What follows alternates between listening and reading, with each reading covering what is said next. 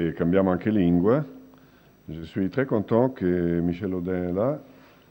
Michel Audin est mathématicien, historien des mathématiques. Il va parler demain de l'histoire des mathématiques. Il est aussi un écrivain. Il a publié son deuxième roman il y a quelques mois. Il a aussi une histoire incroyable, je peux dire, à raconter. Mais je ne sais pas exactement ce qu'elle va dire. Alors, je laisse à elle la parole. Donc, merci, grazie mille. Merci pour l'invitation. Est-ce que ça va si je parle en français? Oui, absolument. Donc, Michele m'a demandé de parler d'un livre que j'ai écrit qui s'appelle Une vie brève. J'avais pas très envie d'en parler, mais donc je vais faire quand même. Donc, c'est un livre qui est paru l'année dernière. C'est un récit. Je vais... Eh ben... Que passe? Bon. Mystère. Bon. Alors, je vais essayer de vous expliquer de quoi il est question dans ce livre. Donc là, vous voyez la couverture du livre, la première page. Il y a aussi une quatrième page de couverture, c'est derrière, le dos du livre. Et dans cette page, je vais vous lire. Il est dit, dans ce livre, il est question d'une vie brève. Je lis juste le début parce que je vais remontrer la fin après. Hein. Pas de celle d'un inconnu choisi au hasard parce que j'aurais vu sa photo, son sourire dans un vieux journal, mais de celle de mon père Maurice Audin. Donc c'est ça que je veux parler, c'est cette vie brève. La suite de...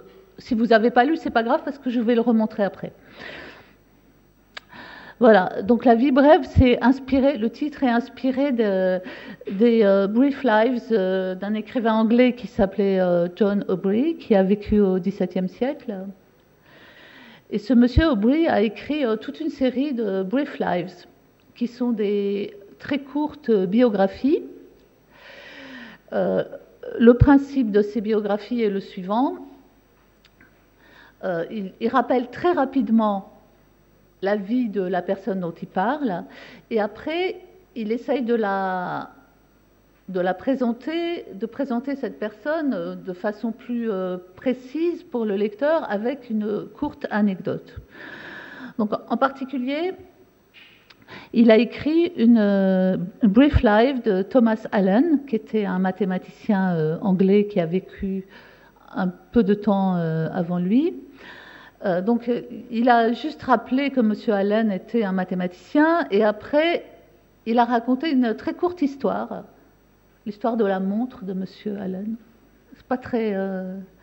c'est assez bizarre. Donc, c'est une façon de raconter la vie de quelqu'un, juste en montrant une anecdote, parce qu'on sait beaucoup de choses, alors on va juste raconter une petite chose.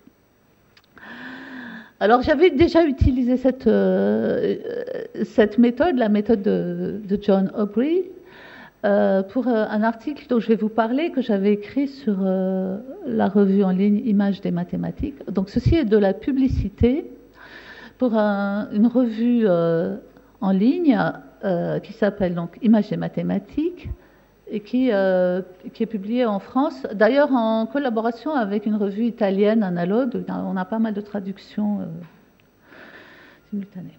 Voilà, donc moi je fais partie des gens qui écrivent dans cette revue.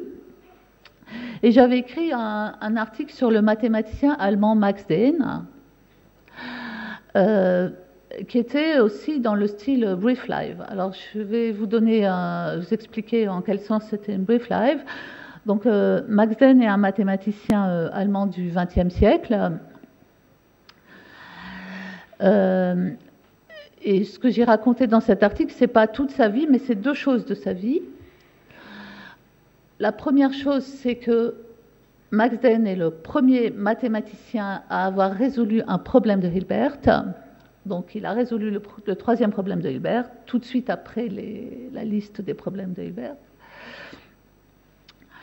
Et puis, la deuxième chose que j'ai racontée, c'était une lettre qu'il a écrite en 1948, dans laquelle il refusait de redevenir membre de la Société mathématique allemande.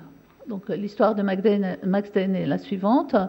C'est un mathématicien allemand extrêmement brillant, cultivé et apprécié de ses collègues, qui a dû quitter l'Allemagne pendant la période nazie parce qu'il était juif.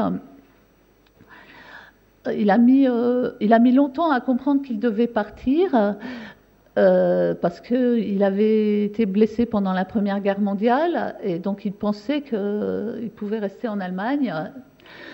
Et puis, bon, il a fini par quitter l'Allemagne et il a trouvé un travail aux États-Unis, en Amérique du Nord, assez tard, donc il n'y avait plus de place du tout.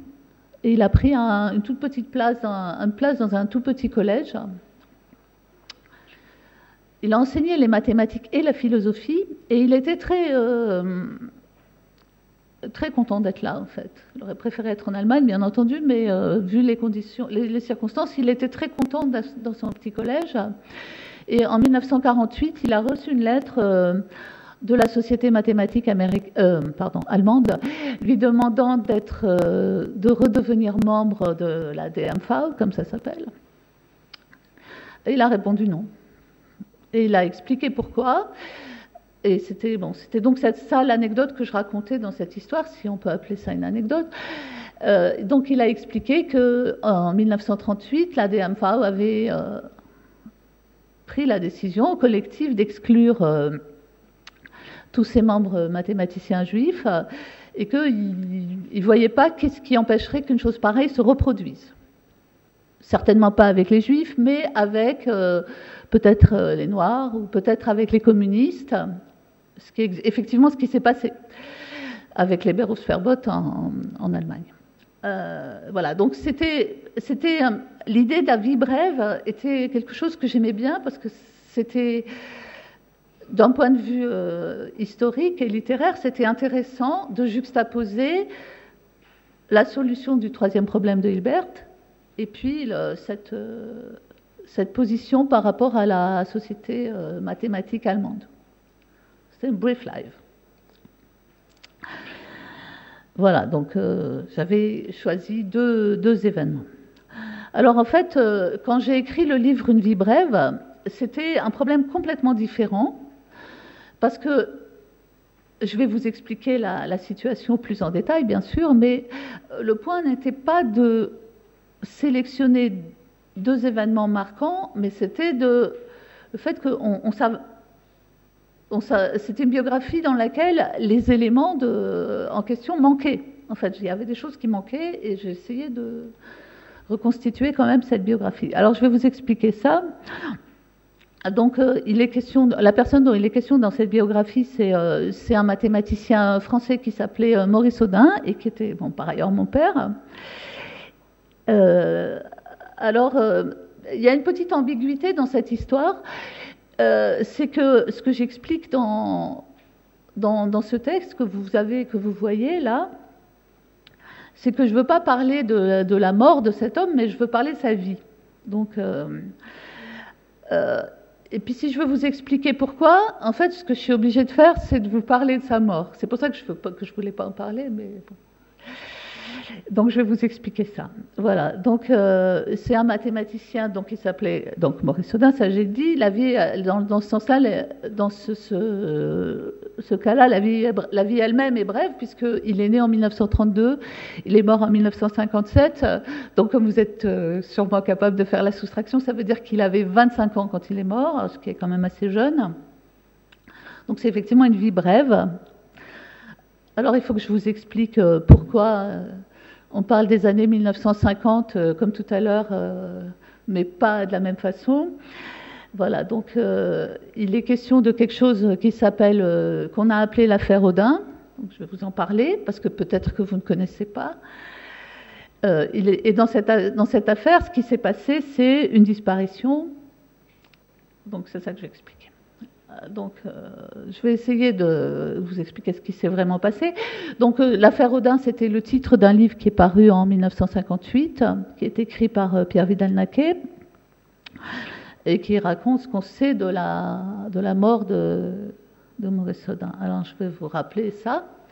Donc, ça se passe en 1957, et ça se passe en Algérie. Donc, vous savez certainement qu'entre 1954 et 1962, l'Algérie, qui était une colonie française, a mené une guerre d'indépendance qui s'est conclue en 1962 par l'indépendance de ce pays. Donc c'est une guerre qui a été menée par la France contre les Algériens qui voulaient leur indépendance. C'était une situation qui était un peu difficile parce qu'il y avait effectivement des Français qui étaient établis en Algérie et qui avaient là le pouvoir. Et donc il y avait des civils français. Et donc il y a eu une période qu'on a appelée la bataille d'Alger, au cours de laquelle l'armée française avait plus que les pouvoirs de l'armée française. L'armée française avait tous les pouvoirs de police. Donc le gouvernement français s'était fait donner des pouvoirs, ce qu'on a appelé des pouvoirs spéciaux, donc des pouvoirs plus importants que normal, et l'armée française avait tous les pouvoirs de police à Alger. Ce qui s'est concrétisé par de nombreuses arrestations, l'utilisation de la torture pour faire parler les gens qui étaient arrêtés, et sans doute 3024 disparitions. C'est-à-dire qu'il y a eu 3024 personnes qui ont été arrêtées et qui ont disparu pendant cette période. Voilà. Alors, parmi ces 3024 personnes, il y avait un cas un tout petit peu singulier, qui était celui de Maurice Audin, puisque c'était singulier parce que c'était un mathématicien. D'abord, c'était un mathématicien, c'était un intellectuel universitaire. Il avait un poste à l'université à Alger et il travaillait pour finir sa thèse.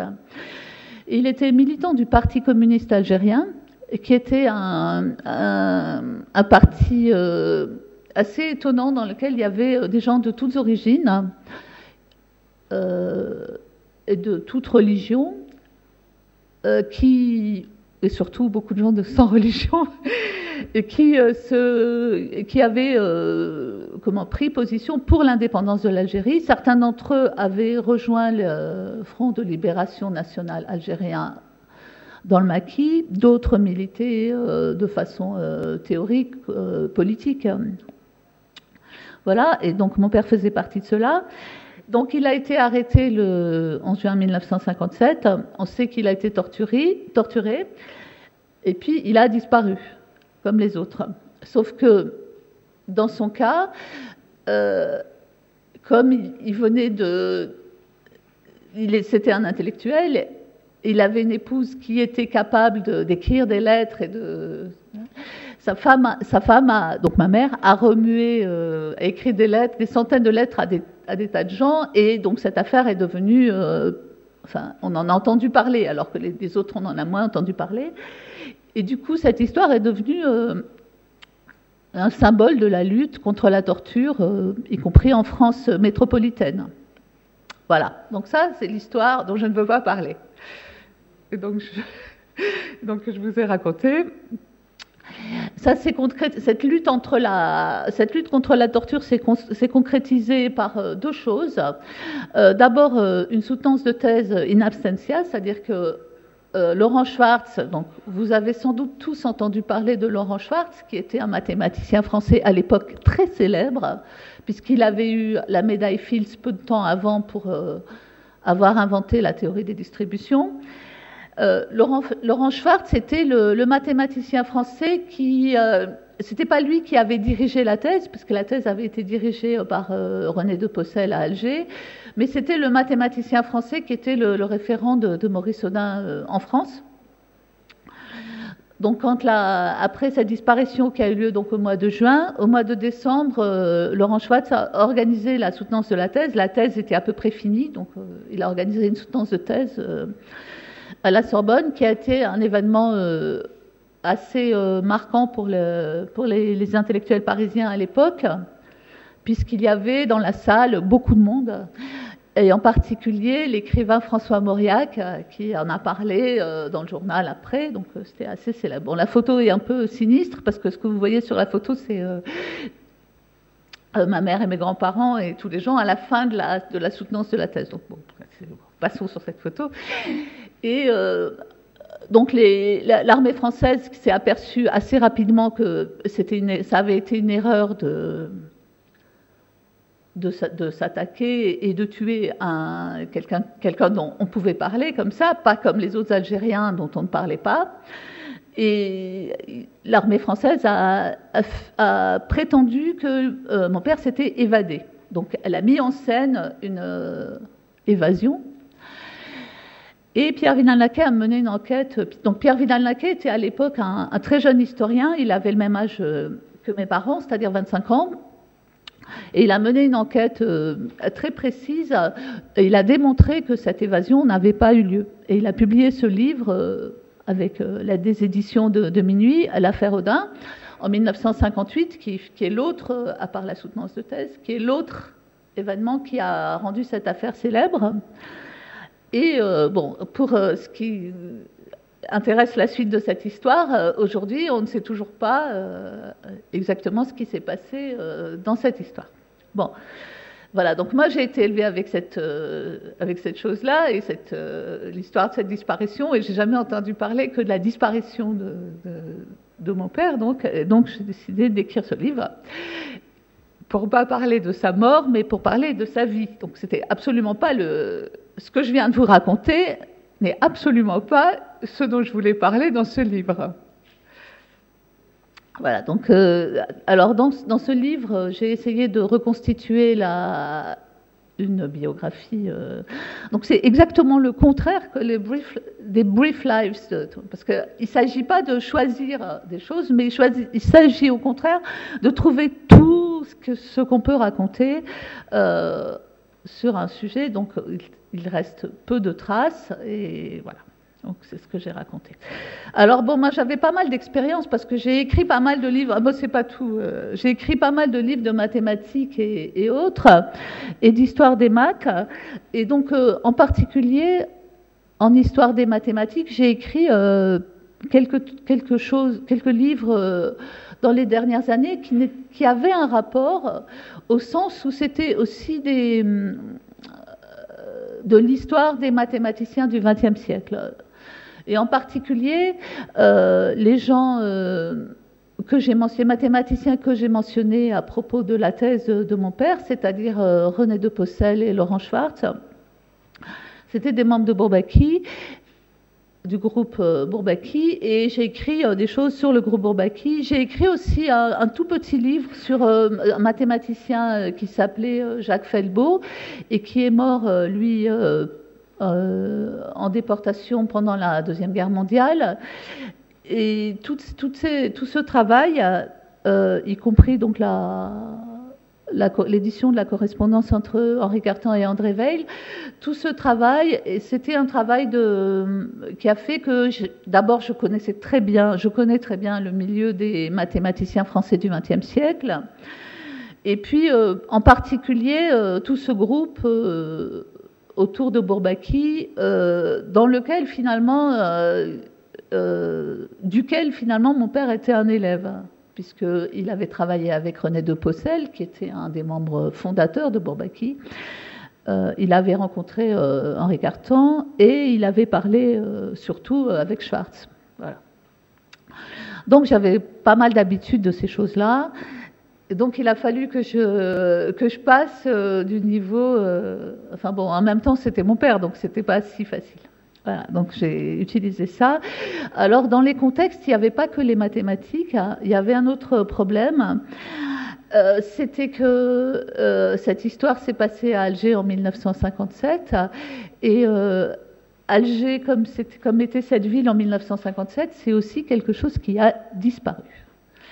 La ville existe toujours, les bâtiments sont toujours là, ça s'est beaucoup transformé depuis, bien sûr, mais Mais il y avait une sorte de culture dans laquelle, de monde dans lequel vivait ma famille qui, elle, a disparu parce que les gens sont partis. Et il y a d'autres gens maintenant. La ville est tout aussi intéressante, mais des choses ont disparu. Toute cette vie à Alger a disparu. Et donc, ça posait un problème pour moi, là, comme écrivain, parce que il fallait quand même que je raconte des choses que le lecteur comprenne.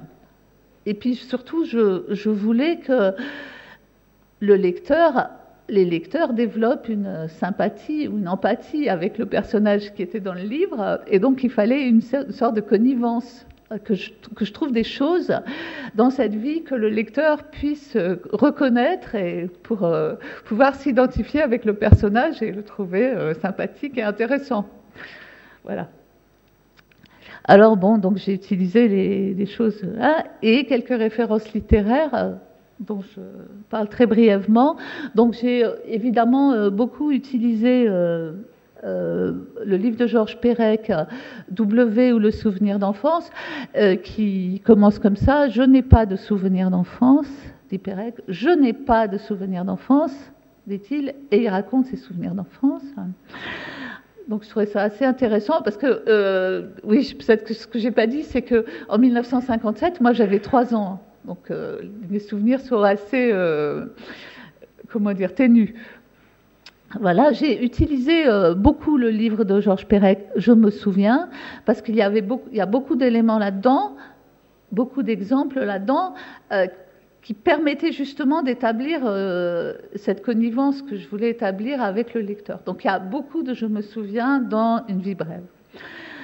J'ai utilisé le livre d'Albert Camus, Le premier homme, parce que bien sûr ça a un rapport, parce que Camus a vécu dans les mêmes lieux, au même endroit, et puis aussi Camus qui est né, comme vous savez, en 1914, puisqu'on a fêté en 1913, pardon, puisqu'on a fêté son centenaire l'année dernière. Son père est mort pendant la Première Guerre mondiale, donc il a pas connu son père, ou pratiquement pas. Et dans ce livre, il raconte comment il est parti à la recherche de la tombe de son père, des restes de son père, etc. Donc c'était en même temps, en plus du lieu qui était Alger, il y avait aussi cette proximité. Donc j'ai bien sûr utilisé ça. Et bon, voilà, donc ça c'était parce que évidemment on ne peut pas écrire un livre sans que dans ce livre apparaissent les choses qu'on a lues. Enfin, pour moi, lire et écrire sont 2 phases de la même activité. Donc ce que j'ai lu avant d'écrire Une vie brève apparaît dans Une vie brève. Voilà, je voulais parler de ça. Et puis alors, on avait aussi quelques traces. Très très peu de documents personnels, mais parmi ces documents personnels, il y avait quelques cahiers. Donc mon père qui était en train de devenir un mathématicien, puisqu'il était en train de faire une thèse en mathématiques, avait bien sûr été un brillant élève de mathématiques quand il était petit. Donc il y a des très beaux cahiers de maths. Clairement, il avait tout compris et puis s'ennuyait. Alors il a fait ses beaux dessins avec des couleurs, etc. Donc on avait ça. J'ai trouvé ça assez touchant. En fait, on avait vraiment peu de choses. Aussi, il y avait quelque chose d'un peu étonnant, c'est que comme élève, mon père a été élève, pas dans un lycée ou une école comme tout le monde, mais dans une école militaire. Parce que mes grands-parents, sa famille, ses parents, c'était des gens extrêmement modestes, ils ne pouvaient pas lui payer des études. Mais mon grand-père, précisément parce qu'il y avait du chômage et qu'il ne trouvait pas de travail, il avait été gendarme. Donc c'était l'armée en France. Et comme il était militaire, enfin il n'était plus, mais comme il avait été militaire, il pouvait envoyer son fils dans une école militaire. Donc mon père, qui a vécu 25 ans et qui a été assassiné par l'armée française, a quand même passé 5 ans de sa vie dans une école militaire française, avec des jeunes qui sont devenus après des militaires. Donc c'était important. Et c'était des choses dont on n'avait jamais parlé dans ma famille, justement parce que il y avait j'ai eu toute une éducation qui était très antimilitariste, forcément.